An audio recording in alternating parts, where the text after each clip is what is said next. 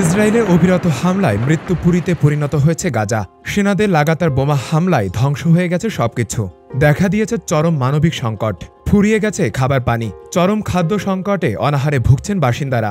এরই মধ্যে রাফা ক্রসিং বন্ধ থাকায় ত্রাণের খাবারও পৌঁছাতে পারছে না ক্ষুধার্ত মানুষগুলোর দুয়ারে। মিশর থেকে গাজায় প্রবেশের অপেক্ষায় থাকা কিছু খাবার তাদের কাছে পৌঁছানোর আগেই পৌঁছতে শুরু করেছে সেখানেই। এক খবরে বলা হয়েছে, রাফা ক্রসিংয়ে আক্রমণের পর থেকে ত্রাণ সরবরাহের জন্য ট্রাক চলাচল বন্ধ হয়ে গেছে। এতে 2 মাসের বেশি সময় ধরে আটকে রয়েছে বেশ কিছু খাবার সরবরাহের ট্রাক।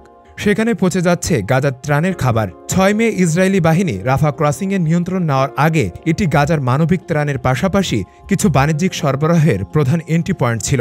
সেনারা ক্রসিং দখল নেওয়ার পর থেকে গাজার ত্রাণ সরবরাহ কঠিন হয়ে পড়েছে।